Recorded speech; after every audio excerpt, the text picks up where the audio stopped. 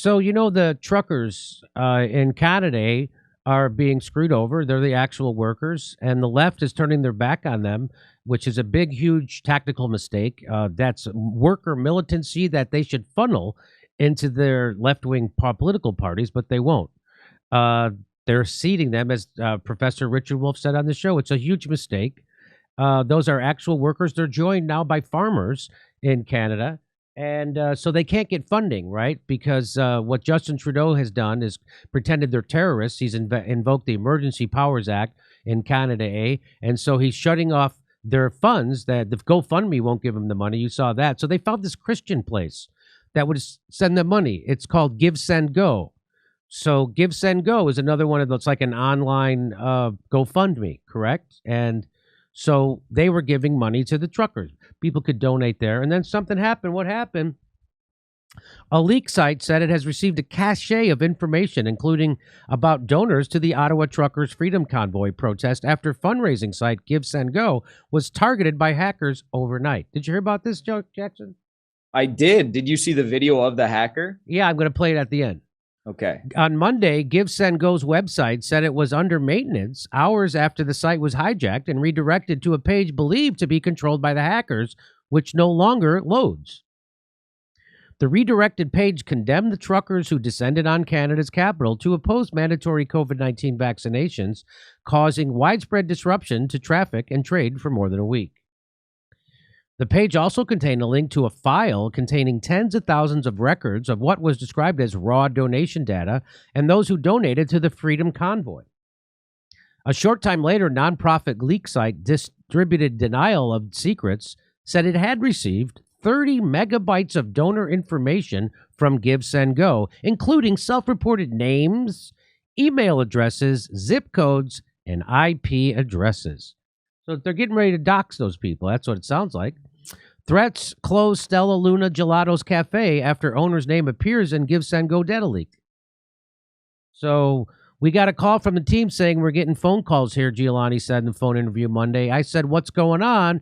And they said they're threatening to throw bricks through our window. They're threatening to come and get us. We said, lock the door and we'll find out what's going on. Giuliani said that she ordered the shop closed and staff to go home for their own safety. She said she intended to report the threats to the police.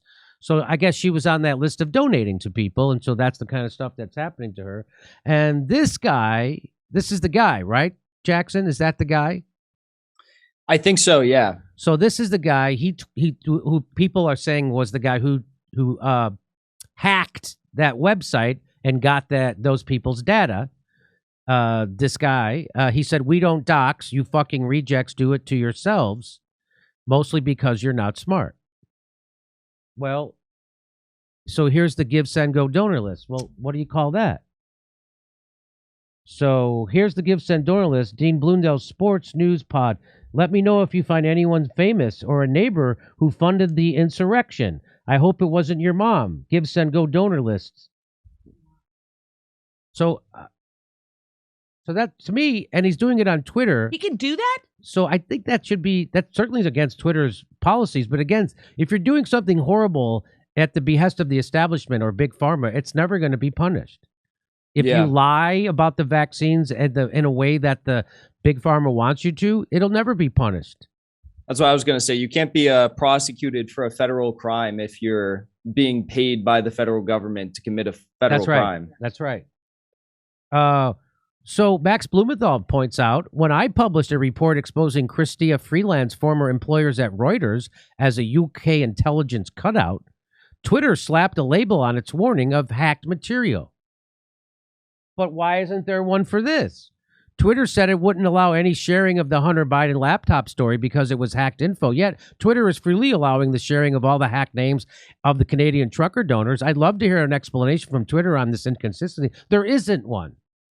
Again, we've told you at this show a million times, if you lie at the behest of the establishment, never a price to pay. If you tell the truth that the establishment doesn't want to hear, you're in trouble. And that's what we get in trouble for at this show, when we tell truths, not when we lie. So like when we told you that AOC was a self-dealer who was actually propping up the establishment, that a lot of people hated us for that.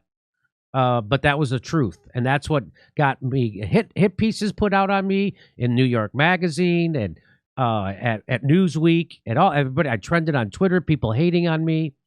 So that's because I was telling the truth, and so that's what's going to get you in trouble.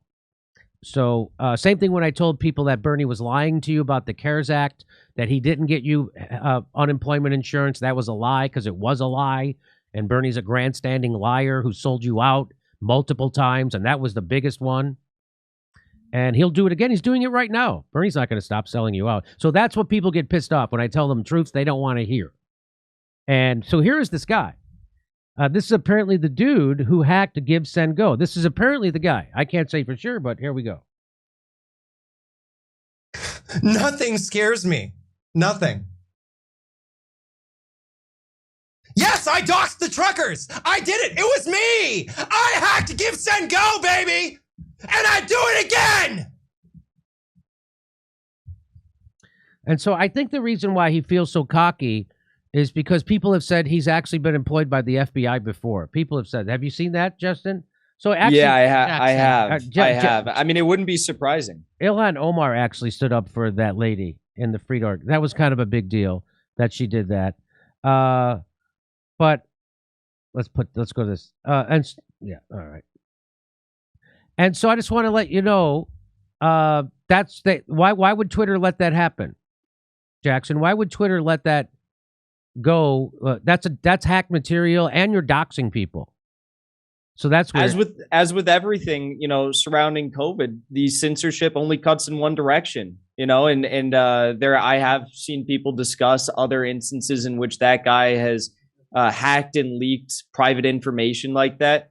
So it appears as though if he's spending a lot of time doing on this, he's clearly has to have, some sort of backing in his efforts and his actions. I'm being told that's not the guy. That's just the guy who published it. So this guy here. So this is the hacker.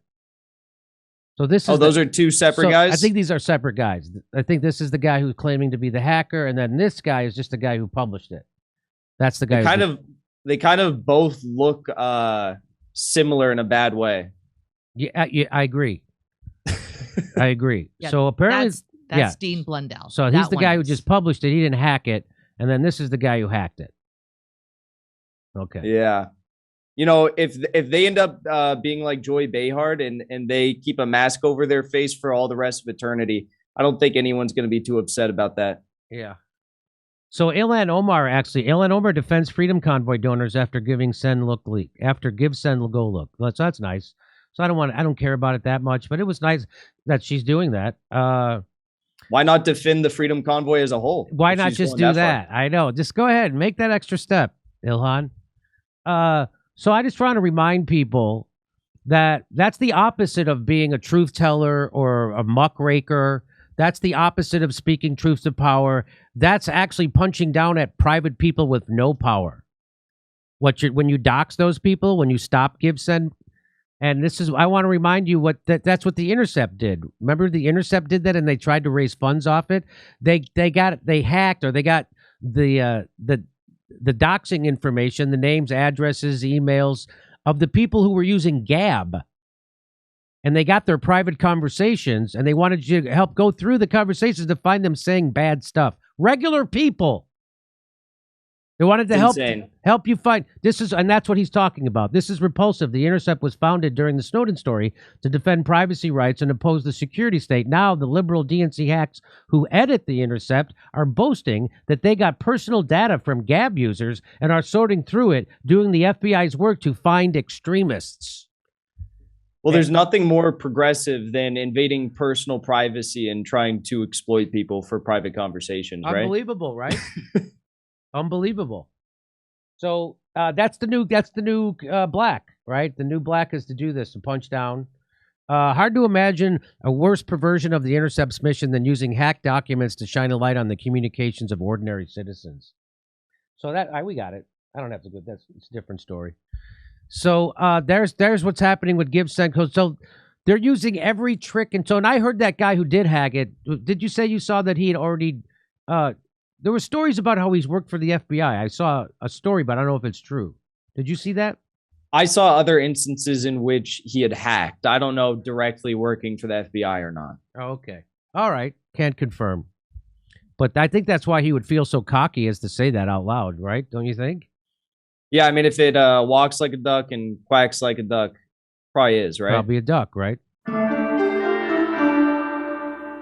Hey, we're doing live stand-up comedy in Philadelphia on February 20th. We just added a second show. And February 26th, back here in Los Angeles, go to jimmydorcomedy.com for a link for all the tickets for all our live shows.